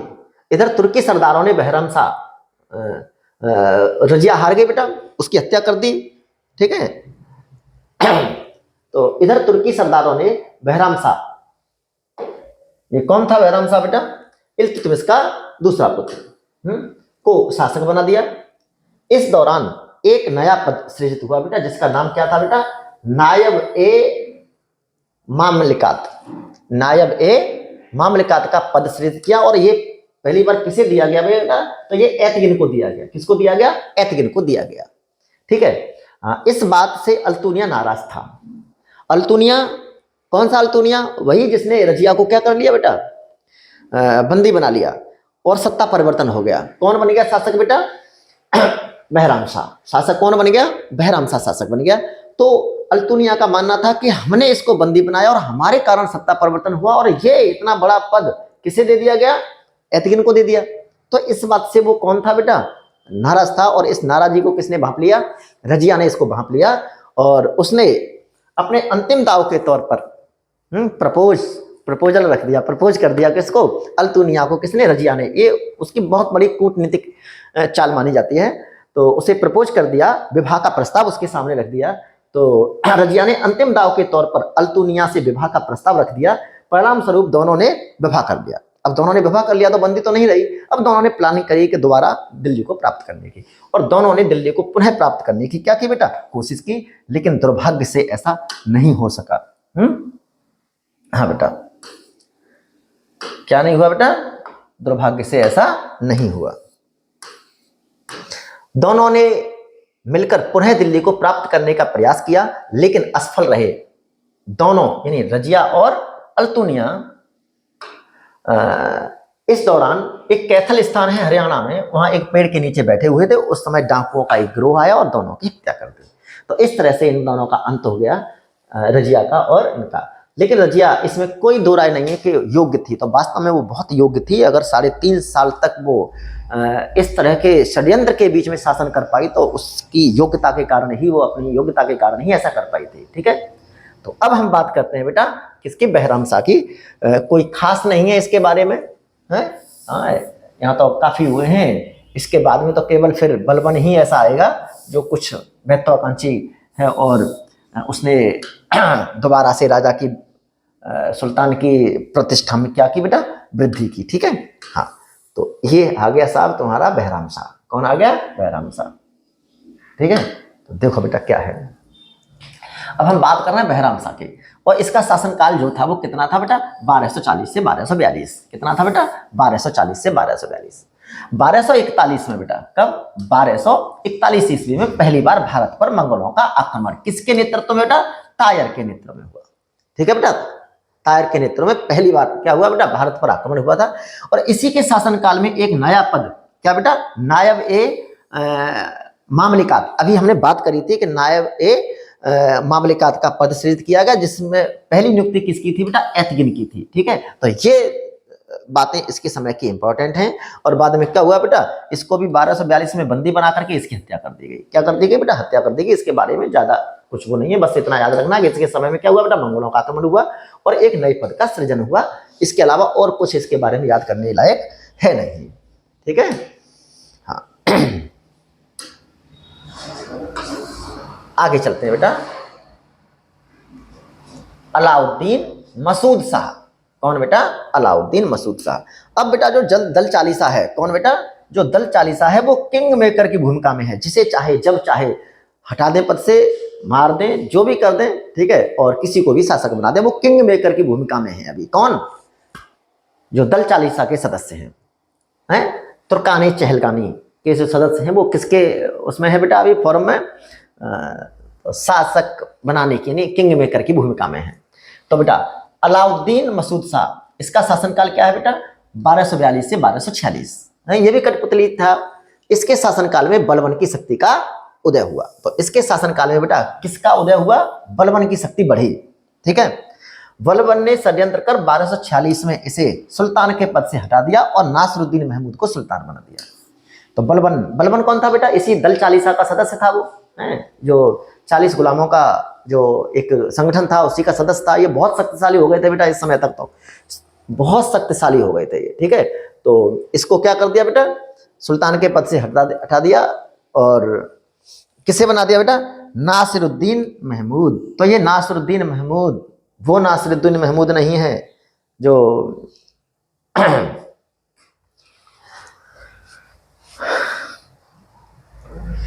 ज्येष्ठ पुत्र था उसका। अगर वो होता तो रजिया को सुल्तान शायद वो नहीं घोषित करता अपना उत्तराधिकारी। चलो तो देखते हैं बेटा क्या है, नासिरुद्दीन महमूद के बारे में देख लेते हैं हम। क्या बेटा, नासिरुद्दीन महमूद। आओ कौन है बेटा, नासिरुद्दीन महमूद। इसका शासनकाल क्या है बेटा, 1246 से 1265। काफी लंबा शासनकाल है, लेकिन ये बड़ा ही सीधा और बड़ा ही नेक दिल का आदमी था बेटा। शासनकाल क्या है, 1246 से 1265। यह ऐसा शासक था जो कुरान की आयतें लिखता था, लेखक, एज अ लेखक। तो ऐसा शासक था जो कुरान की आयतें लिखता था और टोपी बनाकर अपना खर्च चलाता था। यानी टोपी सीकर यानी सिलते ना, सीकर अपना खर्च चलाता था। राजकोष से अपने व्यक्तिगत खर्च नहीं करता था। तो बताइए इससे और पुण्य आत्मा कौन हो सकता है कि राजकोष से एक भी पैसा अपने व्यक्तिगत खर्चे में नहीं लगाता था। अपने खुद काम करके अपना दैनिक खर्चा जो था, उसका व्यक्तिगत खर्चा उसे चलाता था। यही कारण है बेटा कि मिनहाज उस सिराज जिसे बेटा किसने संरक्षण दिया था, इल्तुतमिश ने दिया था। और इसकी जो पुस्तक है बेटा तबकाते नासरी, क्या है बेटा, तबकाते नासरी, इसमें इसने इसे किसको समर्पित की, वो किसको समर्पित की बेटा, नासिरुद्दीन महमूद को। हालांकि इसने भी उसे संरक्षण दिया था। तो नासिरुद्दीन महमूद को क्या किया बेटा इसने, ये पुस्तक क्या की बेटा, समर्पित की थी इसी के लिए। है क्या बेटा, तुम थोड़ा सा देख लो क्या है ये। देखो बेटा, क्योंकि ये अपने दैनिक खर्चे अपने काम करके चलाता था, राजकोष से एक भी पैसा अपने हित में नहीं लगाता था, अपने व्यक्तिगत खर्चे में। ठीक है, तो ये इसीलिए इसने किसको बेटा, नासिरुद्दीन महमूद को समर्पित की ये पुस्तक। इसी कारण मिनहाज उस सिराज ने इस पुस्तक में नासिरुद्दीन महमूद को दिल्ली सल्तनत का आदर्श सुल्तान, ये बहुत इंपॉर्टेंट है बेटा, कि दिल्ली सल्तनत का आदर्श सुल्तान किसे कहा जाता, तो किसे कहा जाता बेटा, नासिरुद्दीन महमूद को। क्यों कहा जाता है, क्योंकि काम ही इसके ऐसे थे हैं। अच्छा, इसके अलावा एक बात और याद रखेंगे, ये थोड़ा आगे पढ़ेंगे हम, किस में पढ़ेंगे बेटा, ये तुगलक वंश में पढ़ेंगे हम। क्या कि जियाउद्दीन बर्नी, ये भी एक लेखक है बेटा, इतिहासकार है। जियाउद्दीन बर्नी ने अपनी पुस्तक तारीख ए फिरोजशाही, तारीख ए फिरोजशाही में फिरोज शाह तुगलक को दिल्ली सल्तनत का आदर्श सुल्तान एवं दिल्ली सल्तनत का सच्चा मुसलमान भी कहा है। तो याद रखेंगे बेटा कि मिनहाज उस सिराज ने, मिनहाज उस सिराज ने किसको बेटा, सिराज ने किसको, नासिरुद्दीन महमूद को दिल्ली सल्तनत का आदर्श सुल्तान कहा था। और जियाउद्दीन बर्नी ने अपनी पुस्तक कौन सी बेटा, तारीख ए फिरोजशाही, ये याद रखेंगे बेटा, इनकी पुस्तक क्या है, इनकी पुस्तक क्या है, फिरोज शाह तुगलक को क्या कहा है बेटा, आदर्श सुल्तान और दिल्ली सल्तनत का सच्चा मुसलमान कहा है। ये भी धार्मिक प्रवृत्ति का था, वो हम उसमें पढ़ेंगे, लेकिन ये मैंने बीच में इसलिए ले लिया है कि आदर्श सुल्तान की जब बात आई है तो यहाँ भी इसको आदर्श सुल्तान कहा है, लेकिन इसको किसने कहा है बेटा, तो इसे जियाउद्दीन बर्नी ने कहा है और उनको मिनहाज उस सिराज ने कहा है, मिनहाज उस सिराज ने कहा है। किस पुस्तक में कहा है बेटा, तो तबकाते नासिरी में कहा है। किसमें कहा है बेटा, तबकाते नासिरी में कहा है। चलिए ठीक है बेटा, तो आगे चलते हैं हम। ठीक है, हुआ क्या,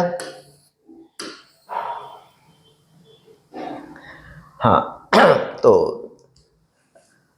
बलबन का तो बेटा उत्कर्ष शुरू हो ही गया था पिछले शासनकाल से ही, लेकिन इसके शासनकाल में बलबन का काफी उदय हुआ बेटा। तो नासिरुद्दीन महमूद के शासनकाल में बलबन का उत्कर्ष हुआ, यानी ये बहुत इसका, इसके बल में, प्रतिष्ठा में और इसके अधिकारों में बहुत वृद्धि हो गई है।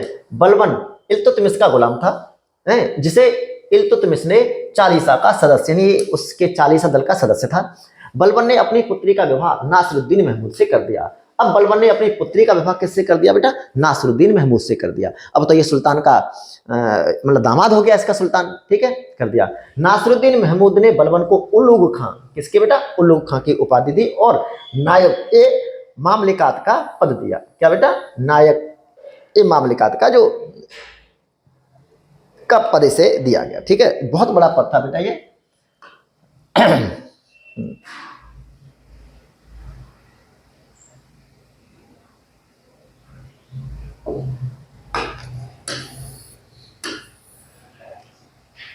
हाँ देखो बेटा, और सत्ता में कोई रिश्ते नहीं होते, कोई नाते नहीं होते, कोई प्रेम नहीं होता, सब होता है तो वो सत्ता के लिए होता है। किसके लिए होता है, सब कुछ सत्ता के लिए। आहा,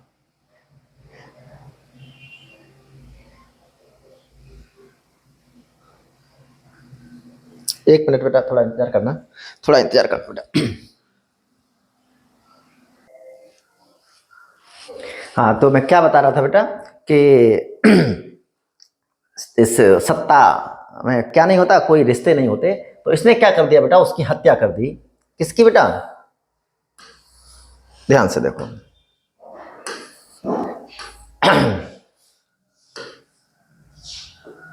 हाँ बेटा, तो 1265 ईस्वी में बलबन ने नासिरुद्दीन महमूद की हत्या करके सुल्तान का पद प्राप्त किया और अपने दामाद की क्या कर दी, हत्या कर दी है। तो देखो है ना कोई, तो बेटा ये इतिहास गवाह है इसके लिए कि सत्ता के लिए लोगों ने बाप को मारा, भाई को मारा, पिता को मारा, किस किस को नहीं मारा, यानी सब कुछ, इंसानियत खत्म हो गई सत्ता के चक्कर में। और आज भी देख लो बेटा, सारे काम ऐसे होते हैं। और बलबन ने तो वही किया जो ऐसा आज हो रहा है। जिस तरह का आज माहौल है बेटा हमारे देश में, वैसा ही बलबन ने किया था। अभी तुम्हें मालूम पड़ेगा कि हाँ ठीक बात है कि नहीं। तो चलिए बेटा हम बात करते हैं किसकी बेटा, बलबन की बात करते हैं। किसकी बात करते हैं बेटा, बलबन की बात करते हैं। ठीक है, हाँ। तो अब कौन बन गया शासक बेटा, अब शासक बन गया बेटा बलबन। कौन बन गया, बलबन शासक बन गया। ठीक है, कौन शासक बन गया बेटा, अब बलबन शासक बन गया है।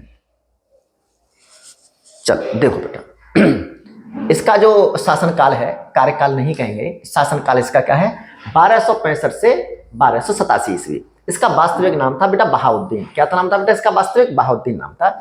यह इल्तुतमिश के परिवार का नहीं था। अब तक जो वो हुए थे इल्तुतमिश के बाद में वो सब उसके परिवार के ही थे, लेकिन ये इल्तुतमिश के परिवार का नहीं था।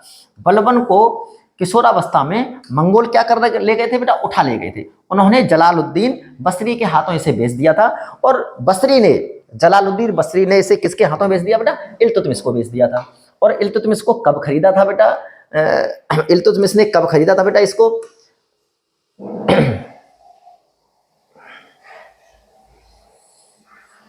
बलबन को कब खरीदा था बेटा, तुम्हें याद हो तो अभी हमने थोड़ी देर पहले बताया था कि ग्वालियर अभियान 1233, ध्यान है कि नहीं है, ग्वालियर अभियान 1233 जब रजिया को उसने क्या किया था, अपना उत्तराधिकारी घोषित किया था, उसी समय तो भेज दिया। इल्तुतमिश ने ग्वालियर अभियान के दौरान ही खरीदा था किसको बेटा, बलबन को। इसलिए इल्तुतमिश क्या था बेटा, इल्तुतमिश का क्या था बेटा, ये बलबन गुलाम था। इसलिए इल्तुतमिश का बलबन क्या था बेटा, गुलाम था।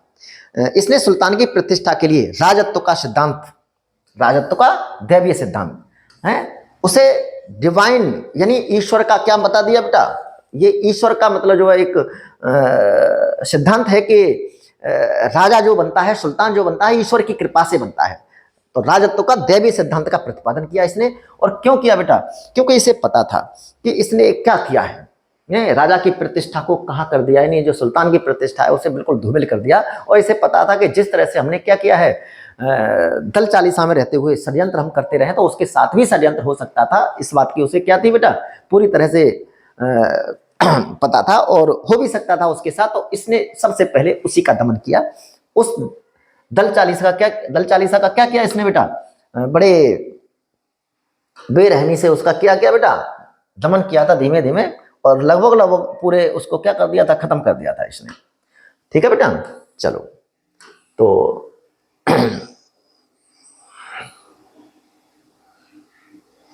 दैवी सिद्धांत, क्या बेटा, दैवी सिद्धांत, इसके अंतर्गत इसने दो जिल्ली अल्लाह नियामते खुदाई, ये दो शब्द लेके आया। इसका मतलब था बेटा ईश्वर की छाया और ईश्वर का प्रतिनिधि। तो उसने सुल्तान को कहा कि सुल्तान, ईश्वर की क्या है बेटा, छाया है, ईश्वर का क्या है बेटा, उसमें रूह है, ईश्वर की परछाई है वो, तो ईश्वर की छाया और ईश्वर का प्रतिनिधि। और वहां पर वो मतलब शासन करने के लिए ईश्वर का क्या है बेटा, प्रतिनिधि है। तो कितना ऊंचा पद कर दिया बेटा, है कर दिया कि नहीं। तो इसने इतने ढोंग किए, इसने इतने मतलब तरह के वो किए कि लोगों में इतना भय व्याप्त कर दिया कि खिलाफ कोई बोल नहीं सकता था। और अगर खिलाफ बोला तो उस समय की ईडी सीबीआई जो होती थी उसके घर पहुंच जाती थी, और तुरंत वहां तो अलग ही तरह का माहौल होता था। ठीक है, तो उसने कहा कि पैगंबर के बाद दूसरा स्थान सुल्तान का ही होता है। तो उसने अपने आप को कहा कि पैगंबर के बाद दूसरा स्थान किसका है, सुल्तान का है। पद में प्रतिष्ठा के लिए कहां तक जा रहा है, ठीक है। हाँ, तो उसने ईश्वर की छाया बताया और ईश्वर का प्रतिनिधि बताया खुद को, ठीक है, सुल्तान को, ठीक है। और उसने कहा कि पैगंबर के बाद पहले ईश्वर, पहले अल्लाह, अल्लाह के बाद में पैगंबर, और पैगंबर के बाद में अगर किसी का स्थान है तो किसका है, फिर वो सुल्तान का है। वो किसकी इच्छा से है इस पद पर, वो ईश्वर की इच्छा से है इस पद पर, ठीक है। हाँ, तो इसलिए दैवीय सिद्धांत है।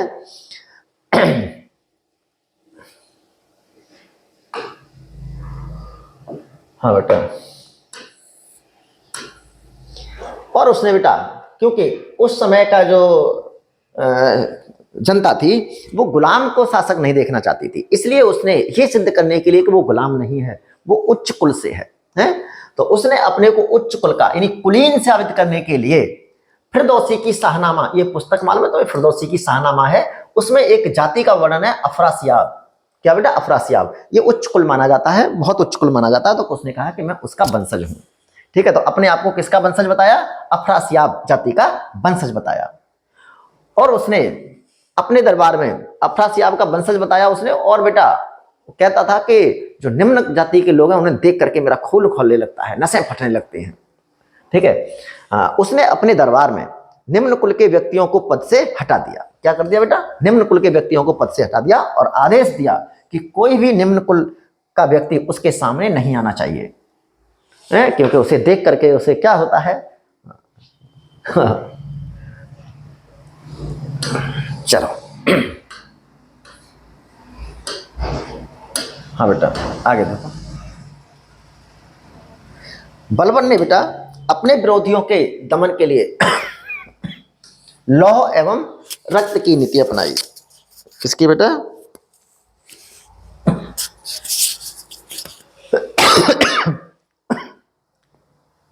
लौह एवं रक्त की नीति का पालन किया। लौह समझ गए? तलवार, तलवार के बल पर लौह एवं रक्त की नीति अपनाई। उसने खौफ उत्पन्न करने के लिए दरबार में आदेश दे रखा था कि कोई भी व्यक्ति हंसेगा और मुस्कुराएगा नहीं है। स्वयं बलबन पूरे राजसी वेशभूषा में दरबार में आता और साथ में 2 अंगरक्षक बिस्मिल्लाह बिस्मिल्लाह करते हुए चलते थे।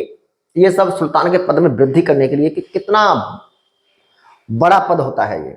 ठीक है। जबकि इसने इससे पहले खुद ही क्या किया था बेटा? इसको मिट्टी में मिला दिया था, उसकी प्रतिष्ठा को करते हुए चलते थे।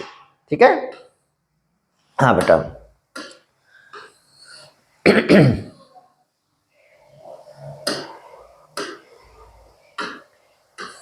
देखो बेटा, तो उसने सिजदा और पैबोस, क्या बेटा? उसने सिजदा और पैबोस प्रथा का प्रचलन किया। सिजदा का मतलब था बेटा झुककर अभिवादन करना, यानी उसके सामने, सुल्तान के सामने जब जाओ तो लेट करके झुक करके क्या करना बेटा? अभिवादन करना उसका। और पैबोस यानी सुल्तान के पैरों को चूमना, यानी इस तरह की उसने कि सुल्तान के सामने जब कोई प्रस्तुत होता था तो उसके सामने दंडवत होकर के प्रणाम करता था, अभिवादन करता था और उसके पैरों को चूमने का नियम बनाया उसने। तो ये सब किसके लिए कर रहा है? ये सारे ढोंग वो कर रहा है सुल्तान की प्रतिष्ठा के लिए। किसके लिए? सुल्तान की प्रतिष्ठा के लिए। क्योंकि एक मानसिकता होती है और जब ये मानसिकता बिठा दी जाती है जनता के दिमाग में तो फिर वो उससे उबरने में सदियों लग जाती है। क्या लग जाती है बेटा? सदियों लग जाती है। हाँ अच्छा तुर्कान ए चहलगानी, जिसे हम दल चालीसा कहते हैं, तुर्कान ए चहलगानी को बलबन ने लगभग नष्ट कर दिया था, क्योंकि उसे पता था कि इसको नष्ट नहीं करेंगे तो ये क्या करेंगे? षड्यंत्र करेंगे। 1279 ईस्वी में तुगरिल खान ने बलबन के खिलाफ विद्रोह किया। एक इसके खिलाफ विद्रोह हुआ। बंगाल के लखनौती, बंगाल बंगाल में एक लखनौती स्थान था, वहाँ का मतलब सूबेदार था। उसने क्या किया बेटा? वहाँ के इक्तादार ने इसके खिलाफ क्या कर दिया बेटा? विद्रोह कर दिया बंगाल के लखनौती। कब बेटा? 1279 में। किसके खिलाफ? बलबन के खिलाफ। अच्छा इसको इसने देखो किस तरह से दबाया। तुम देखोगे कहोगे कि ऐसा कैसे हो सकता है। बिल्कुल हो सकता है, तुम आज भी देख रहे होगे। हैं? आइडिया लगा लेना। देखो यानी व्यक्ति बेटा इतने इतने बड़े पदों पर लोग पहुंचते हैं। मैं तो कह रहा हूं कि सांसद और विधायक तक पहुंचते पहुंचते पता नहीं कितनी लाशों से होकर गुजरते हैं। तो इनका कोई ईमान धर्म नहीं होता है। ठीक है। वो तो सत्ता, बहुत बड़े पद की बात है, राजा की बात है। राजा बनने के लिए तो कुछ भी कर सकता है, बाप को भी मार सकता है, माँ को भी मार सकता है, बेटे को भी मार सकता है, कोई बड़ी बात नहीं है। कहाँ? सत्ता में कोई बड़ी बात नहीं है ये।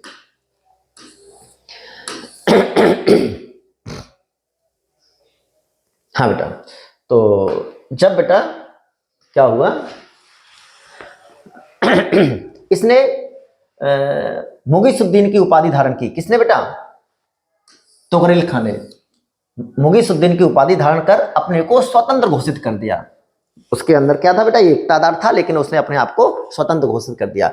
विद्रोह को दबाने के लिए बलबन ने पहले अमीर खां को भेजा। किसको भेजा बेटा? अमीर खां को भेजा। और वो जब पराजित होकर के अमीर खां वापस आ गया तो उसे मृत्युदंड दे दिया।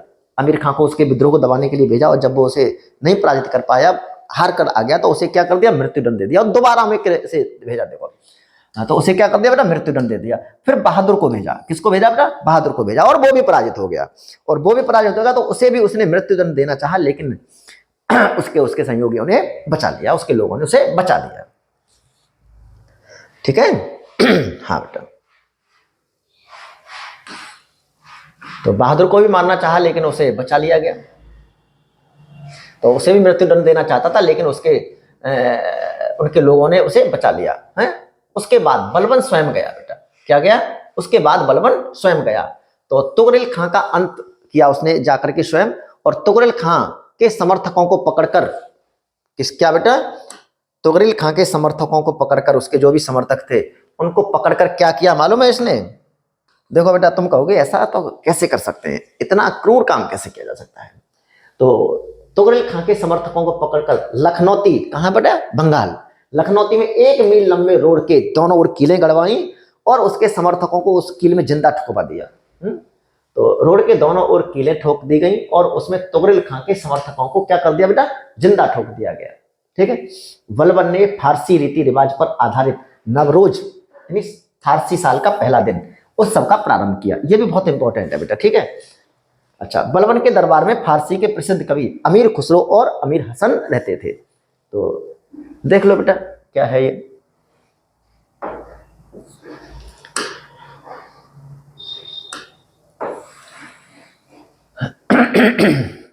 ध्यान से देखो बेटा।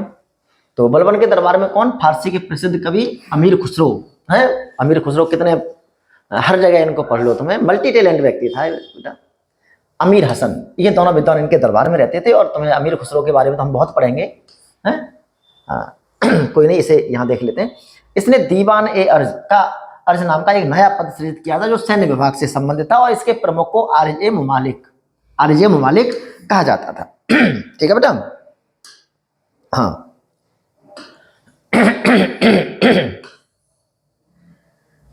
आरजे मुमालिक कहा जाता था। आगे देखो बेटा। बलबन ने सीरी नामक एक नया नगर बसाया था। इसके समय में शुद्ध इस्लामी शैली में मकबरे का निर्माण, पहली बार मेहराब का प्रयोग।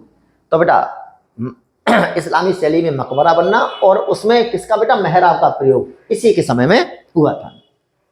1287 में बलबन की मृत्यु के बाद 1287 में बलबन की मृत्यु के बाद उसके उत्तराधिकारी अयोग्य थे, और परिणाम स्वरूप के बेटा मात्र 3 साल में ही इस वंश का ही अंत हो गया, गुलाम वंश का ही अंत हो गया। तो इसके बाद में कौन आता है बेटा? इसके बाद में कैकुबाद शासक बनता है। कौन बनता है बेटा? इसके बाद में कैकुबाद शासक बनता है, और उसे लकवा मार जाता है। उसके बाद में अल्पवयस क्यूमर्स शासक बनता है। कौन बनता है इसके बाद में? क्यूमर्स शासक बनता है।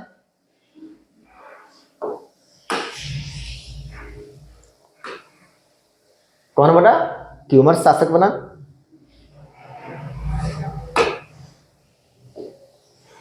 कौन बना बेटा? क्यूमर्स बना। क्यूमर्स शासक बना। शमसुद्दीन क्यूमर्स, क्या नाम था इसका बेटा? शमसुद्दीन क्यूमर्स। इसकी हत्या जलालुद्दीन फिरोज खिलजी द्वारा कर दी गई। एक नए वंश की स्थापना की गई उसके द्वारा, जिसका नाम था खिलजी वंश। क्या था बेटा? खिलजी वंश।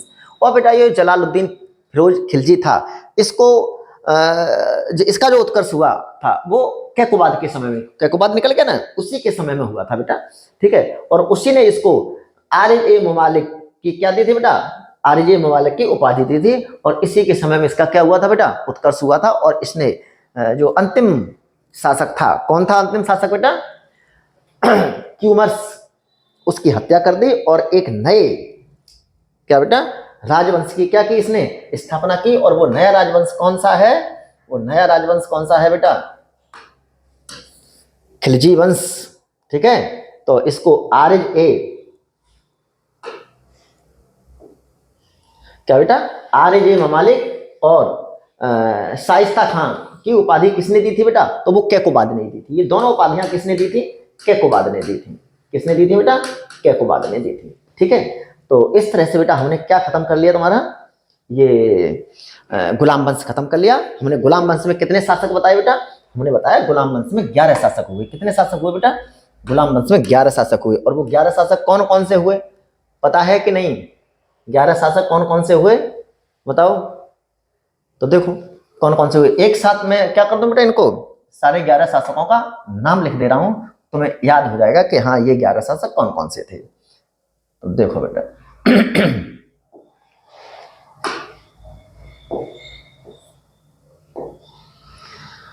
वैसे तो सबको याद हो गए होंगे, लेकिन फिर भी देख लो। सबसे पहले कौन बना बेटा? ऐबक। कौन बना? ऐबक। ऐबक के बाद में कौन आया बेटा? आराम शाह। कौन आया बेटा? आराम शाह। ठीक है, आराम शाह के बाद में बेटा इल्तुतमिश। कौन बेटा? इल्तुतमिश। कौन बेटा? इल्तुतमिश। और तुम्हें पता है बेटा इल्तुतमिश के बाद में कौन बेटा? आना तो रजिया को था, लेकिन रजिया से पहले किसे बना दिया बेटा? रुकनुद्दीन फिरोज शाह। कौन बेटा? रुकनुद्दीन फिरोज शाह। रुकनुद्दीन फिरोज शाह। ठीक है, उसे अपदरस्त कर दिया जनता ने, हैं, और उसकी माँ को मार दिया, उसे भी मार दिया। उसके बाद में कौन बना बेटा? उसके बाद में बनी रजिया। कौन बनी बेटा? उसके बाद में रजिया। और फिर बहराम शाह। कौन बेटा? बहराम शाह। है, जब रजिया कहाँ गई थी, किसको दबाने गई थी, तब बहराम शाह को बना दिया। ध्यान है ना? भटिंडा गई थी जब, है, बहराम शाह। और बहराम शाह के बाद में बेटा अलाउद्दीन मसूद शाह। कौन बेटा? अलाउद्दीन मसूद शाह। अलाउद्दीन मसूद शाह। अलाउद्दीन मसूद शाह। ठीक है, अलाउद्दीन मसूद शाह के बाद में तुम्हें पता है बेटा कि नासिरुद्दीन महमूद को वो बना दिया। नासिरुद्दीन महमूद, वही नासिरुद्दीन महमूद जो टोपी सिल करके अपना काम चलाता था। नासिरुद्दीन महमूद को बना दिया गया। ठीक है, नासिरुद्दीन महमूद की हत्या किसने कर दी बेटा? बलबन ने कर दी। ठीक है, दामाद था उसका, बलबन का कौन? ये बलबन ने कर दी। और इसके बाद में कौन बना बेटा? कैकोबाद बना। कौन बना? कैकोबाद बना। और कैकोबाद को लकवा मार गया। उसके बाद में क्यूमर्स बना। और बेटा क्यूमर्स की हत्या देखो किसने कर दी। और इस तरह से क्या हो गया बेटा? गुलाम वंश का अंत हो गया। तो ये 11 शासक। ठीक है बेटा, कौन? ऐबक, आराम शाह, इल्तुतमिश, रुकनुद्दीन फिरोज शाह, रजिया, बहराम शाह, अलाउद्दीन मसूद शाह, नासिरुद्दीन महमूद। ठीक है बेटा, और बलबन और कैकोबाद और क्यूमर्स। हो गया ना बेटा? तो चलिए बेटा, ठीक है, करीब 1-1.25 घंटे की क्लास हो गई। तो बाकी के जो बच्चे हैं वो मेरे ख्याल में 30-30, 40-40 मिनट के हैं। 2 वीडियो में 2-2 राजवंशों को हम खत्म कर देंगे। ठीक है, कौन कौन से करेंगे इसके बाद में बेटा? कौन सा? अभी जो नया राजवंश होगा खिलजी वंश, और इसके बाद में तुगलक, इन दोनों को एक साथ कर लेंगे। और सैयद और लोधी वंश को एक साथ कर लेंगे। और 2 वीडियो में ये पूरा सल्तनत काल शुरू खत्म कर देंगे। ठीक है, तो बेटा यहाँ पर तुम आरओ का एग्जाम दोगे, आरओ का जो दोगे, आरओ का, और पीसीएस यहाँ से भी वो मिलेगा। और एसआई वगैरह का कोई भी एग्जाम देना, कोई भी मतलब जो है, मुझे लगता है कि मैंने उस तरह से पॉइंटों को वो कर लिया है कि बाहर नहीं जाना चाहिए, है, कोशिश यही रही है। ठीक है बेटा, थैंक्स फॉर वॉचिंग बेटा।